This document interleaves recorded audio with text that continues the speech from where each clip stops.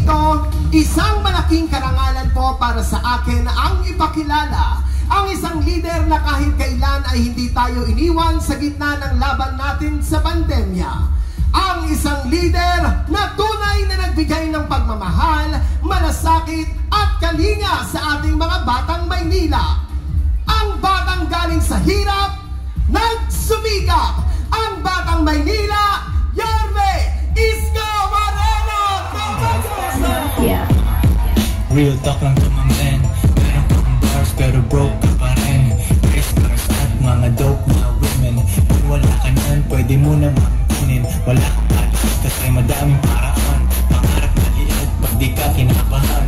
Gusto tumipok pero di dahil sa chicks. Dahil sa 4,506,000. Asaya na mga batang Sampaloc ka. Well, una I love you too. Ako po, 10 ng aming mga kasama, humingi po ko ng pasensya sa mga nagambala namin ngayong gabi. Pasensya na po kayo. Alam ko bukas may pasok pa ang anak nyo. Wala nga. May pasok ba kayo sa trabaho? Wala rin kayong trabaho.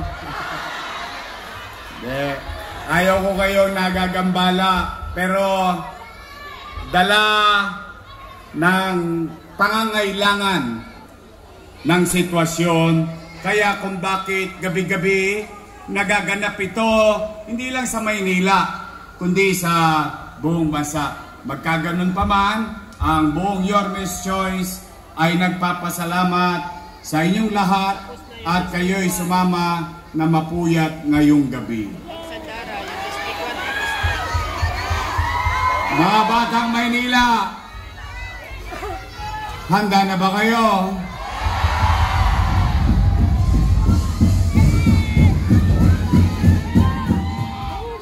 Bago ko magsimula, matanong ko lang kayo.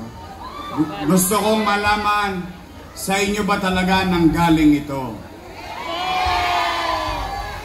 Gusto nyo ba talaga akong bumalik?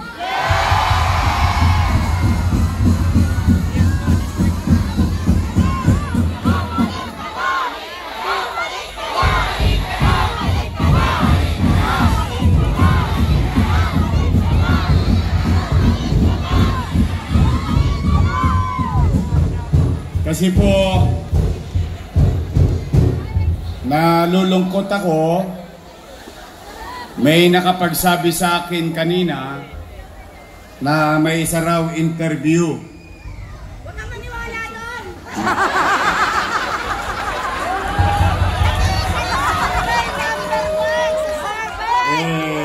Ako po ay muling siningil ng utang na loob. Ano naman? Totoo naman. Gusto ko naman, yung aking mga minamahal na lolo't lola na narito, mga senior citizen, napakinggan niya na nila to. Pero ito'y muli kong sasabihin sa pangkalahatan na nandito. I think napapanahon din na marinig ng general public. Noong ako'y nag-file ng candidacy noong October 8 kasama ang buong grupo, ang unang ginawa sa akin, siningil kaagad ako ng utang na loob.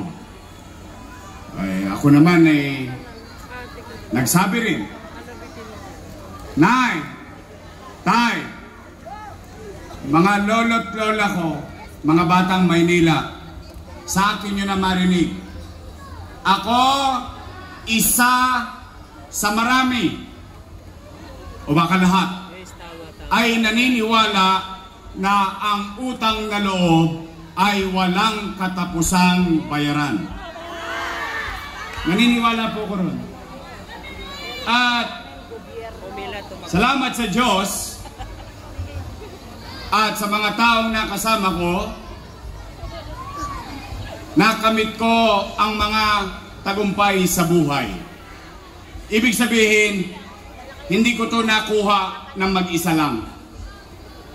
At bilang pagtanaw ng utang na loob, minabuti kong palambutin ang aking leg at lumingon sa nakaraan sa mga taong nakasama ko nung araw. At kanina nga, may nagpa-interview at sinisingil na naman ako ng utang na loob. Ngayon naman, kayo na po ang humusga. Malaki po ang utang na loob ko kay Danny Lacuna.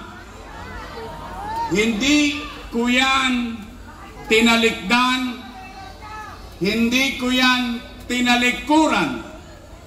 Sa maliit kong kaparaanan, nilingon ko ng buong buo at tinanaw ko ng taos sa puso ang mga bagay na ginawa sa akin ni Danny Lacuna. At para sa inyong kaalaman, bilang ganti ng utang na loob kay Danny Lacuna, isinaayos ko naman ang kanyang mga anak. Kayo po ang humusga. Una, Philip Lacuna. Nakaupo? Tumakbong liga ng barangay. Ayaw iboto ng kapwa niya chairman. Maraming chairman po rito, inabot pa yun. Nakiusap ako sa mga chairman. Sige na, pagbigyan na natin. Hindi, suplado eh. Hindi na, alam mo yung mga konting kuskus balungos, wag na natin intindihin. Tanawin na lang natin si Boss Danny. Nanalo! Maka-isa, maka-dalawa, maka-tatlo, natapos ang termino bilang presidente ng Liga ng Barangay. Matapos, pinatakbo natin konsihal. Nanalo. Sumunod, Lay Lacuna. Ayaw din iboto ng mga barangay chairman. Bakit?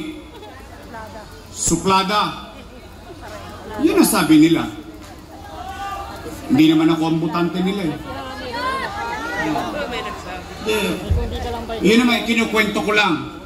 Nakiusap akong muli sa mga barangay chairman. Sinosog ako ang sarili ko. Binubunot ko ang mga alas ko sa mga chairman. Manalo lang sila. Mapasaya ko lang si Boss Danny. Nanalo. Maka-isa, maka-dalawa, maka-tatlo. Yung huli, may sakit pa ako. Ito, nandito yung mga chairman sa East Ocean. Nilalagnat ako. Nag-show ako sa GMA 7 bilang host ng tahanang pinakamasaya. Nasarado na.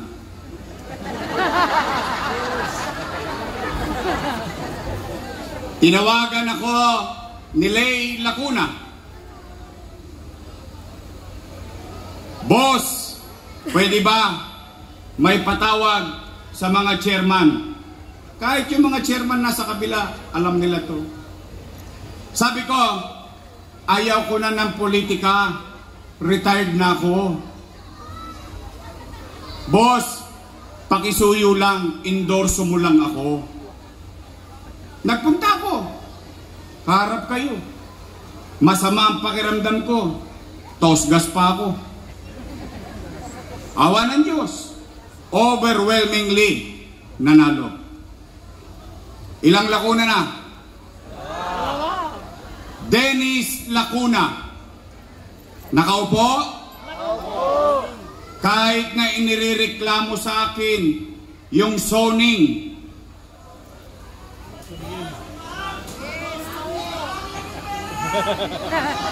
Huwag na tayo magbintang, basta ang alam-alam natin. Kasi ayaw ko manira eh. Gusto ko factual na lang. Pagpapasensya nyo na ako, ayaw ko talagang naninira. Pero gusto ko kwentahin lang natin yung utang na loob. Kasi wala talaga kabayaran eh. Nakaupo, department head. Ilan na? Asawa ni Ate Hani. Ate naman talaga tawag ko sa kanya. Ginagalang ko naman sila eh. Nakaupo? Ayun, ang inireklamo sa akin ng mga nanay at tatay ninyo, yung online schedule sa health center. Yan ang may pakananan.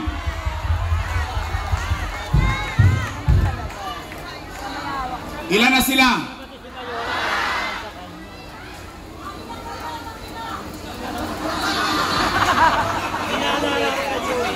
Apat. Lisa Lacuna.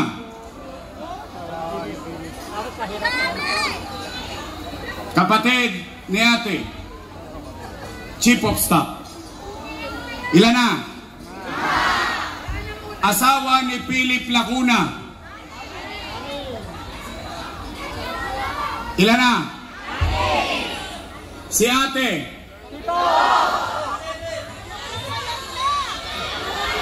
O ngayon, ako ang mag-aalis ng dalawa. Bakit? Hindi naman ako nag-appoint nun eh. Hindi naman ako nakatulong dun eh. In-appoint niya yun. Ilan ang sila? Plus, mga nanay ko, mga tatay ko,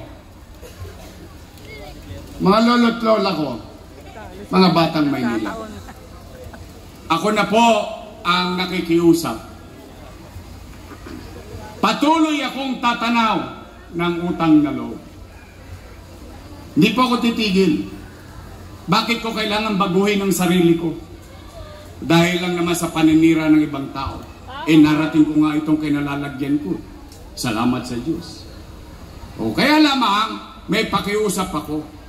Baka naman kung po pwede, sa ibang bagay na lang ako tumanaw ng utang na loob. Bakit?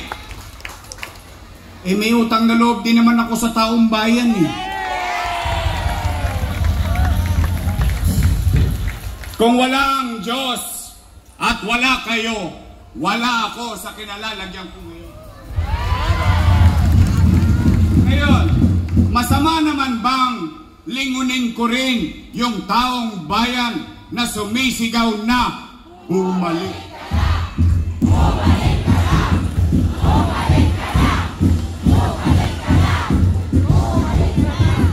Taong bayan ang nagsasabing bumalik ka na.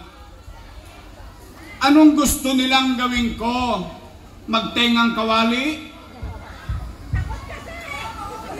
Kung sila ay nagbuti sa kanilang tungkulin sa taong bayan, wala dapat silang ipangamba.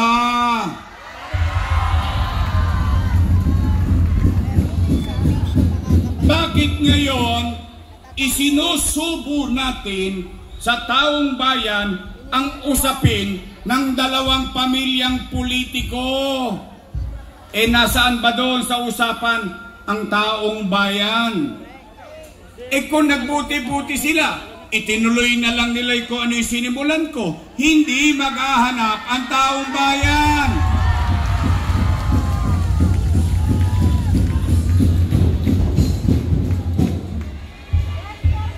May nagsaing, may naghain, kakain na lang. Kakain na lang, hindi pa nila pinagbuti. Eh bakit sila nagagalit sa akin? Tanungin ninyo. Ito, real talk. Tanungin ninyo, yung mga lola at lolo nyong may sakit, kung hindi nawala yung allowance nila.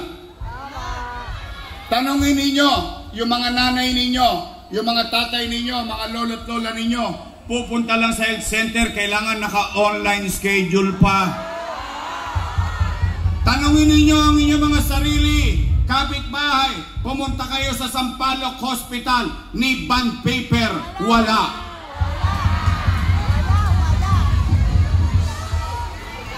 Lahat wala doon. Sinong may sabi nun? Ako? Kami. Karanasan ng tao yun. Oh. Kaya naman, wag naman sana naman, wag nilang gawin na ang usapan ay mga politiko lang. Ang halalang ito ay pinag-uusapan ay kapakanan ng taong bayan. Hindi kapakanan ng mga politiko lamang. Ito'y usapin ng katatayuan ng mamamayan sa ngayon at katatayuan ng pamilya at mahal nila sa buhay sa mga darating na panahon. Hindi politika lamang. Ang mga politiko, pagtapos ng halalan, bati-bati na. Kaya sabi ko, bakit naman ganon? Pero nandyan na yan. Nandyan na yan. Ay, ipapasatao ko na yan kung ano ang inyong magiging husga. Ngayon, hindi pa ba ako bayad sa utang na loob? Susuklihan ko pa rin kung hindi man. Pero, for the meantime, tao muna ang lingunin naming lahat.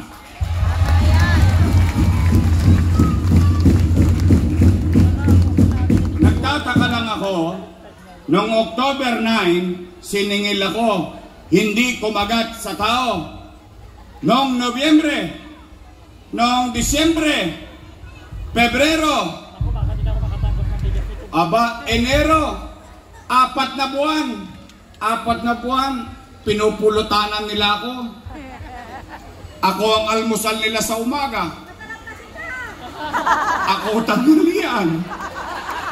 Ako hapunan. Buti na lang, kahit sinisira nila ako, basta nabigyan kayo ng 1,000, masaya na ako. May 5 kilong bigas pa yun.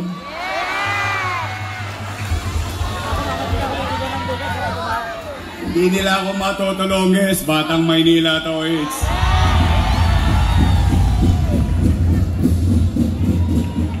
Alam ko naman, matalino ang mga taga Maynila.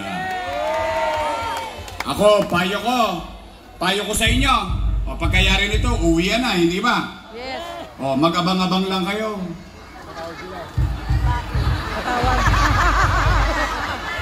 Sayang ang form.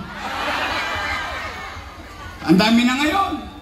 Tanungin nyo si Congressman Marcoleta. Ha? May AX. May tupad.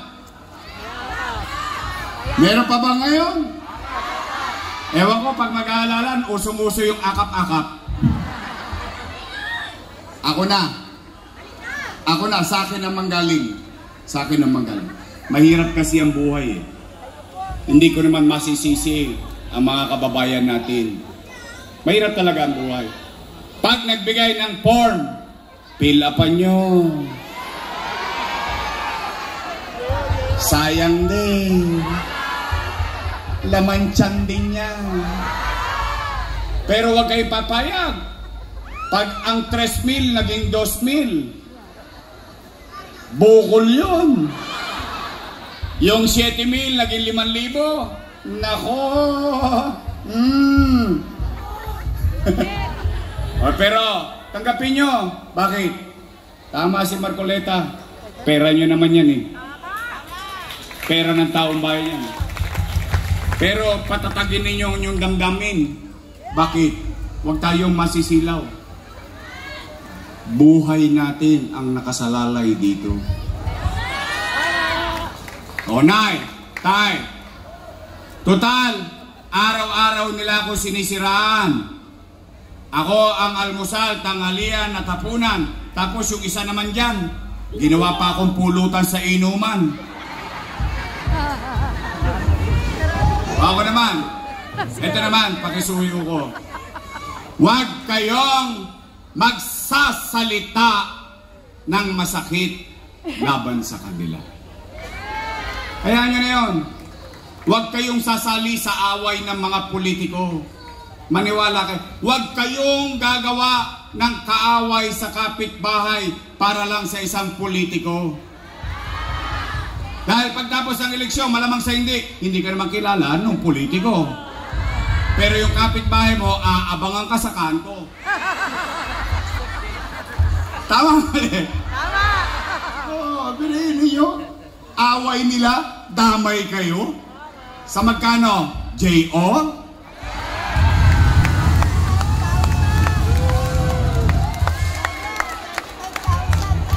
Wag. Why? Ayaw kong magtanim ng hinagpis at galit sa bawat kapwa Manileño. Because at the end of the day, tayo rin na magkikita sa finals. Tama ba? Oh, sila, sira na sira. Ang taong naninira kasi walang nagawa. Dahil kung ikay may nagawa, meron kang kwento. Eh, wala kang kwento, wala kang kwenta. Tama mali? Oh, sabi nila, si Yorme! Naku, nang gagalaitin, nakita ko yung leg. Si Yorme, maraming iniwang utang. Si Yorme, maraming binenta. Narinig niyo yan? Narinig ko rin yun eh. Oh, ito na. Basta ako laging tapat sa inyo. Kahit ubaran pa nila ako. Oh. Ay!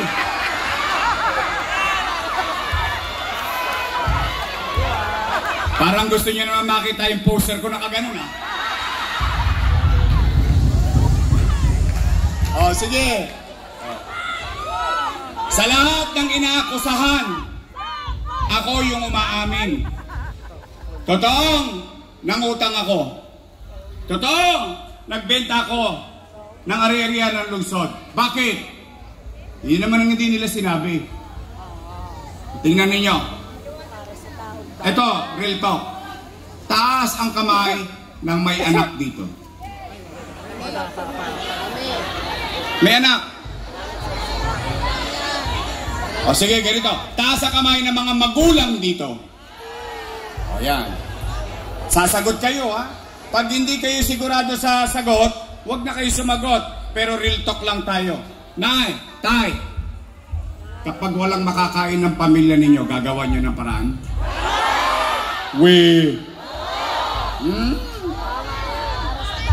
Talaga? Gagawin nyo ang lahat? Itatawid nyo ang pamilya nyo? Iraraos nyo ang pamilya nyo? Yan din ang ginawa ko bilang ama ng 2 milyong Manileño noong panahon ng pandemya. Nay, Tay, nung binoto ninyo kong mayor noong 2019, wala kayong narinig sa aking reklamo na yung sinundan kong mayor, walang iniwang pera. Wala. Anong ginawa ko? Nagtrabaho agad. Niraos ko Maynila, nilinis ko Maynila, kinalawit ko yung mga tolongges na nagkakalat sa Maynila, pumanatag ang pamumuhay sa Maynila, umaangat na tayo. Boom! Pandemya. Tama ba? Pandemya, winasak ang ekonomiya, walang ekonomiya, walang hanap buhay, walang trabaho, walang pizza, walang chicha. Tama, mali? Gusto nila ng kwento, ang kwento ko may kwenta.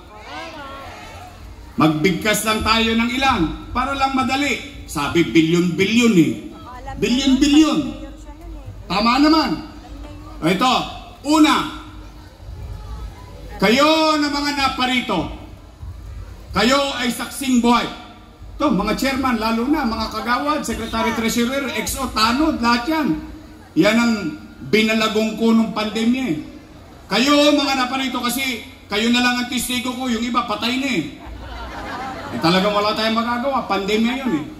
Kayo na nga naparito, at least, masasabi ninyo sa inyong mga sarili, sa inyong mga anak, nung panahon ng pandemya sa pamumuno ko, walang nagutom sa lungsod ng Maynila.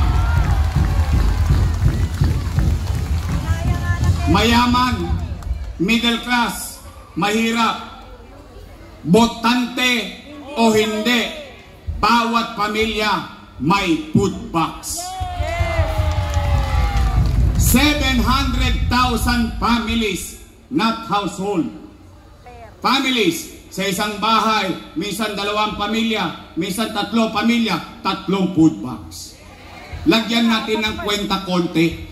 Kontiin lang natin ng kwenta para magka-idea tayo sa bilyong-bilyong pinag-uusapan nila. 700,000 times 1,000. Patay na. Daming zero eh. 700 million pesos. Buwan-buwan. Times 8. 8 times 7. 8 times 7. 56. Parang si DJ Bagaching lang eh, no?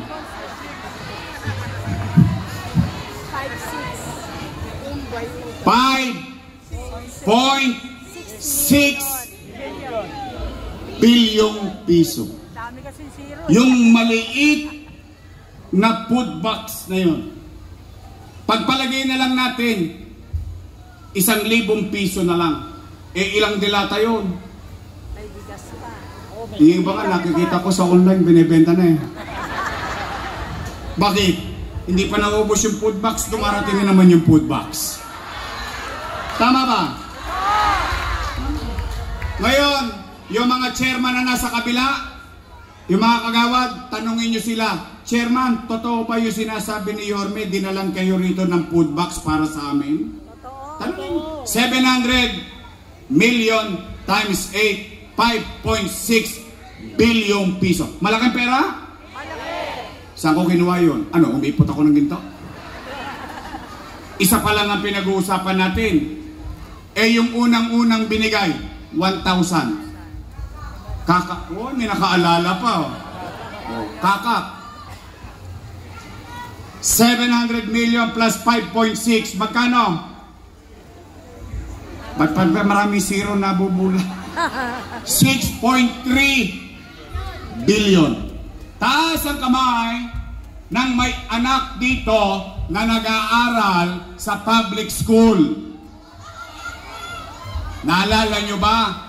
Ang Maynila, bawat estudyante nagkaroon ng tablet.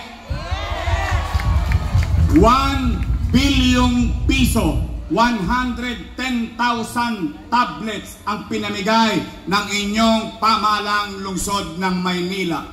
1 billion. Eh yung internet, libre ba? May tosgas pa rin ang Maynila.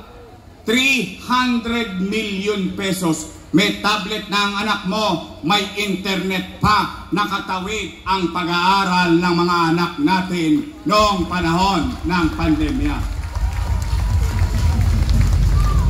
10,300 teachers. Bumili tayo ng 11,000 laptop plus internet. Itanong ninyo yan sa teacher ng inyong mga anak. 1 bilyon mahigit na naman plus 300 million. Ilang bilyon na? Gusto pa ba nila? Gusto pa ba nila ng kwenta? COVID hospital, 300 million. Remdesivir, tocilizumab, Molnupiravir, Maynila lang ang may gamot sa COVID-19 dito sa bansa. Maynila nakabili ng sarili niyang bakuna, AstraZeneca. Ano pa gusto nilang kwenta?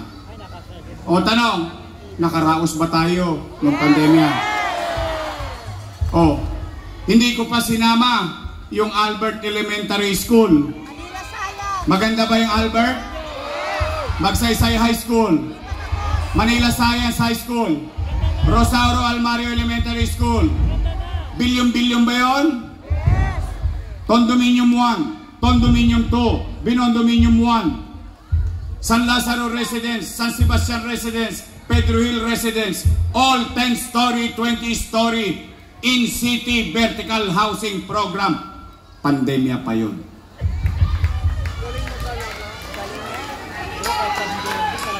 Oh, ito ang masakit. Lahat daw ng ginawa ko na yon ay mali. Mali daw. Mali daw eh. Mali. Pagbigyan natin yung sinasabi nilang mali. Pagpalagay natin, mali ako, di mali din sila. Kasama ko silang gumawa nun eh.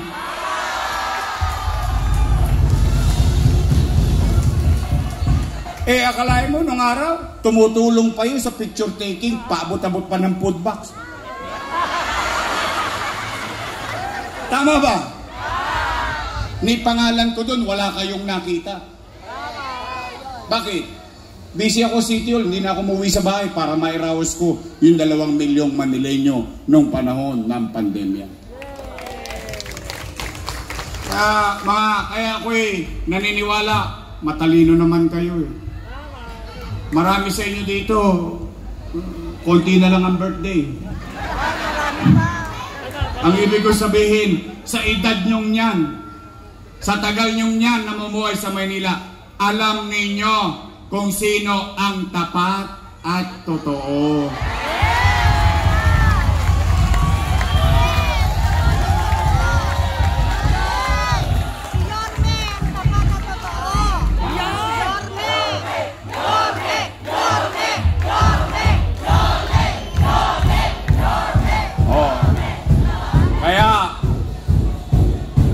Ako na lang ang nakikiusap, huwag nyo nang pagsalitaan ng masakit si ate sa Facebook. Yung mga chairman ko, walang form yan. Basta si chairman nyo, pinilit si ate, tanongin nyo, no magka, chairman. Tanongin nyo, katuwaan lang. Hindi, katuwaan lang. Kasi ako, sigurado ako sa mga chairman at kagawad ko, wala silang form.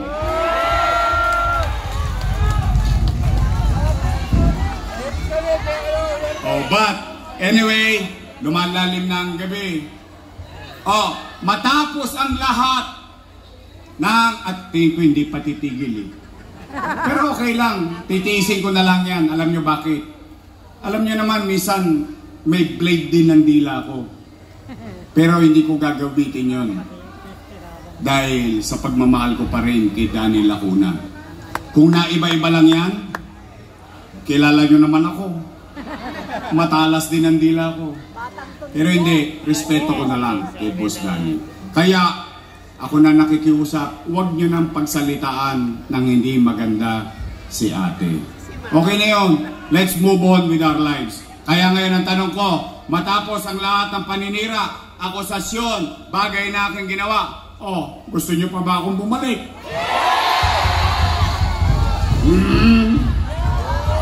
Baka sinacharot-charot nyo lang ako.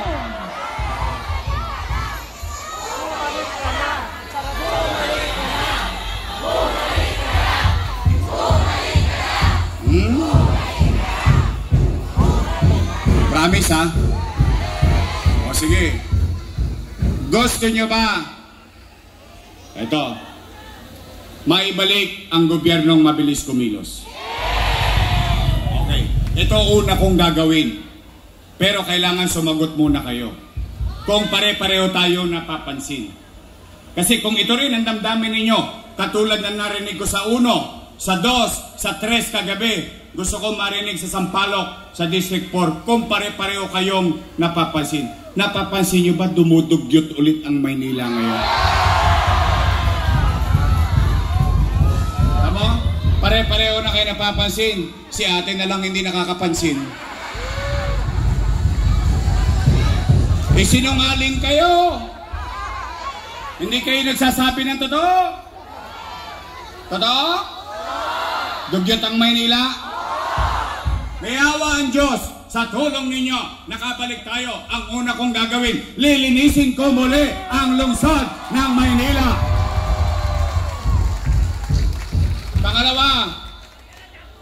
Pangalawa kong gagawin, pero kayo muna sasagot. Napapansin nyo ba?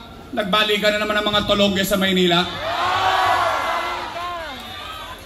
Snatching, hold-upping. Dito lang oh. Biriin mo, tatawid lang yung dalawang lalaki. Kinaldag yung bag. O tingnan ninyo, dyan sa UST, nangangamba na naman yung mga nanay, yung mga tatay. Galing sa eskwelahan yung anak nila, hindi nila alam kung buhay pa, baka nadali pa ng cellphone. Ano nangyayari sa atin? Totoo ba? Nagkalat na naman ang tolongges? Hindi daw eh. Mababa daw ang crime rate. Kasi hindi nyo nare-report. O sige, may awa ang Diyos. Sa tulong ninyo, ibabalik ko sa inyo ang kapanatagan na pagtulog sa gabi. Dahil habang kayo sa peligro de ora na nanahimik, panatag na natutulog, ibabalik ko sa inyo ang kapanatagan sa lungsod ng Maynila dahil si Yorme nasa kalsada pa hanggang madaling araw dito sa Maynila. Pangatlo kong gagawin, yung mga nagawa ko na. Itutuloy ko ang pabahay. Itutuloy ko ang magandang eskwelahan. Itutuloy ko ang maayos na health center at ospital na may gamot. Kasi ngayon, ang natitikman ng tao, Iacapsul, Kispirin. Pag minalas-malas ka pa, Simang, Simangot. Tama ba? Kung ano ang nakita nyo kanina, itutuloy ko na lang yun. Kaya, mga nanay ko, mga tatay ko, bago lumalim ang gabi, huling tanong, gusto nyo ba talaga akong bumalik? Bigyan ninyo ako ng mga kasama. Nandito sa aking wakali, ang ating gagawing Senador Rodante Marcoleta. Ibabalik natin Senador Gringo Honasan. At ang kaibigan natin, hindi tayo iniwan. Kasama natin, nag-i-inform sa taong bayan, Mark Gamboa. Yung mga nagpunta kanina, si Mr. Malasakit, Bongo. Aimee Marcos. Philip Salvador. O, 12 naman yan. Ang laki ng Pilipinas. O kung sino umarap sa atin dito, isingit nyo na. O bumoboto nga tayong hindi natin nakita. Tama mali? O yung binigyan tayo ng oras, o isingit nyo na. Kayo na ang bahala. Pwede? O, ngayon naman dito sa usapang lokal. Andi dito, kapag kagipit, kanino kumakapit? Kanino? Ang masipag at magaling nating kosyal, DJ Bagaching. Ang doktor natin sa kwarto, 4, Doc Almiron. Hindi tao, hindi hayop.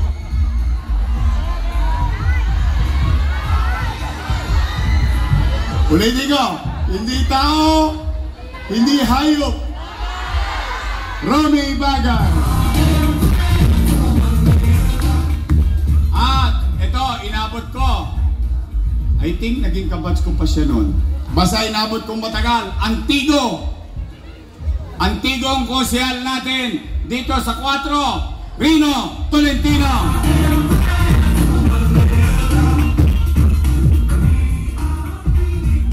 Kung may Antigo, may bago. Ang ating konsyal, Eunice Castro.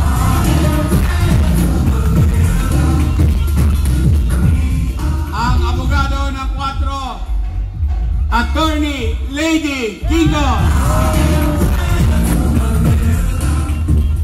Oh, eto lang ibibigay ko kredito sa 4. Sa inyo to, kredito nyo to.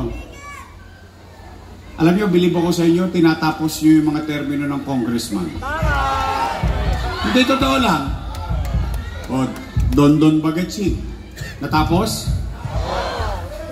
Bacani, natapos? O, Tricia Bonoan David, natapos? O, si kasalukuyang congressman, natapos? O, pero walang umuulit. Kapansin nyo? Pansin nyo? O, maiba naman. Congressman JTV!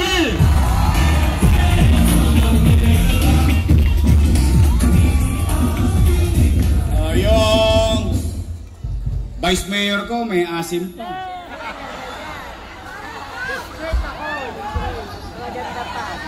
May asim pa yun. Mukha lang ho 19 yan. Naintindihan nyo na yun. Takwarens na ho yan. Oh, siya po ay graduate ng Lasal. Wow. Daig ko siya. Ako graduate ng Ateneo. Parang ayaw niyo maniwala. Pwede naman sanggano sa Ateneo. Ako, Ateneo. Ateneo de Tondo. Tondo High School.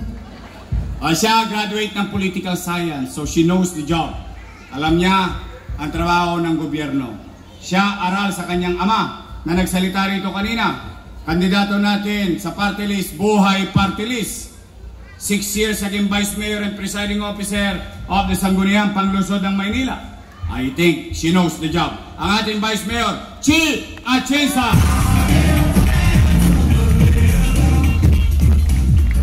Kompleto na?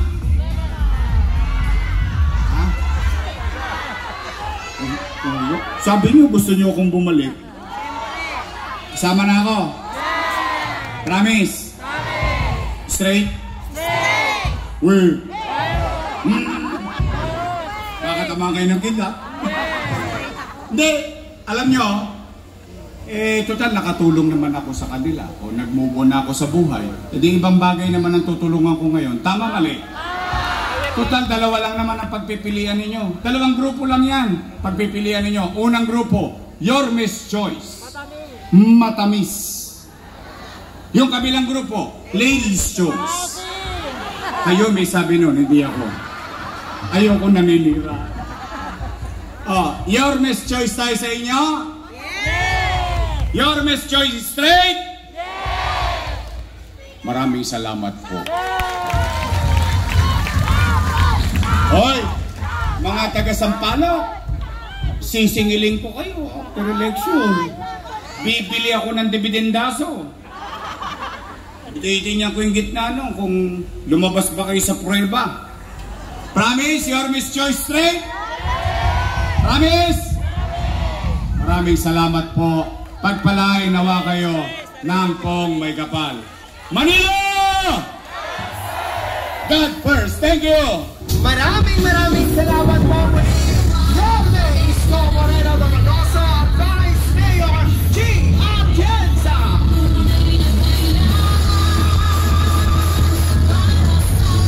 Rated po na ating po mga Your Best Choice sa panguna po ng ating magiging Congressman Joel JTV Villanueva. At rated po na ating po mga magiging Konsehal Doc Almiron, Councilor DJ Bagatchi, Councilor Romeo